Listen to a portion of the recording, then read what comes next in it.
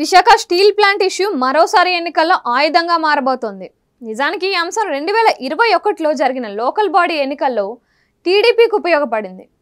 Steel plant పరిధిలోని వార్డులు అన్నింటిలోనూ పసుపు జెండాలు రెపరెపలాడాయి.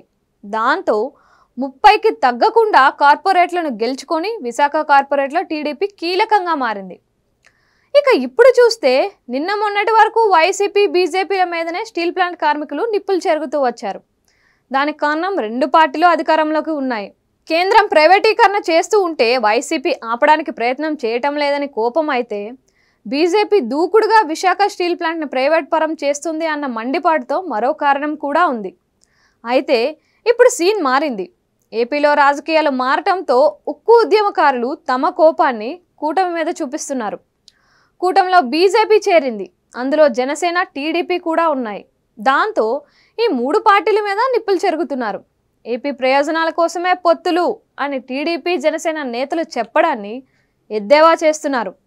విశాఖ స్టీల్ ప్లాంట్ను ప్రైవేటీకరణ చేయబోమని బీజేపీతో చెప్పించాలని ఉక్కు కార్మికులు డిమాండ్ చేస్తున్నారు.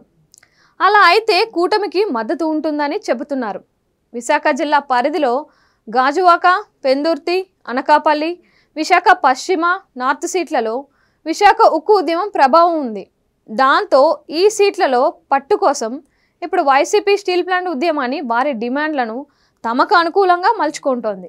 మంత్రి బొత్స సత్యనారాయణ మరో అడుగు ముందుకేసి విశాఖ స్టీల్ ప్లాంట్ని ప్రైవేట్ పరం చేయబోమని బీజేపీ పెద్దలతో హామీ ఇచ్చిన మీదటనే కూటమి పెద్దలు విశాఖలో అడుగు పెట్టాలని డిమాండ్ చేస్తున్నారు.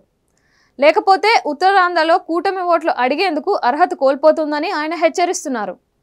ఉత్తరాంధ్రకు తలమానికమైన స్టీల్ ప్లాంట్ని ప్రైవేటీకరణ చేయడాన్ని వైసీపీ పూర్తి స్థాయిలో తప్పుపడుతుందని ఆయన అంటున్నారు.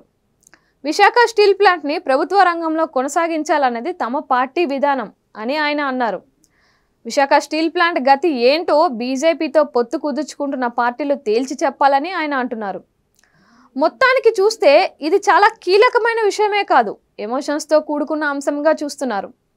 విశాఖ స్టీల్ ప్లాంట్ని ప్రైవేట్ పరం చేయడాన్ని నిరసిస్తూ మాజీ మంత్రి గంటా శ్రీనివాసరావు తన ఎమ్మెల్యే పదవిని ఆనాడు రాజీనామా చేశారు. ఇప్పుడు ఆయన భీమిలి నుంచి కూటమి తరపున పోటీ చేస్తున్నారు.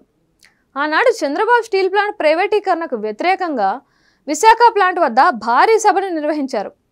ఇక గాజువాక నుంచి టీడీపీ ఎమ్మెల్యేగా పోటీ చేస్తున్న పల్లా శ్రీనివాసరావు ప్లాంట్ ప్రైవేటీకరణ ఇష్యూ మీద ఆమరణ దీక్ష చేపట్టారు. దాని ఫలితంగా లోకల్ బాడీ ఎన్నికల్లో టీడీపీ బాగా లాభపడింది. ఇప్పుడు ఆయన కూటమి తరపున పోటీలో ఉన్నారు.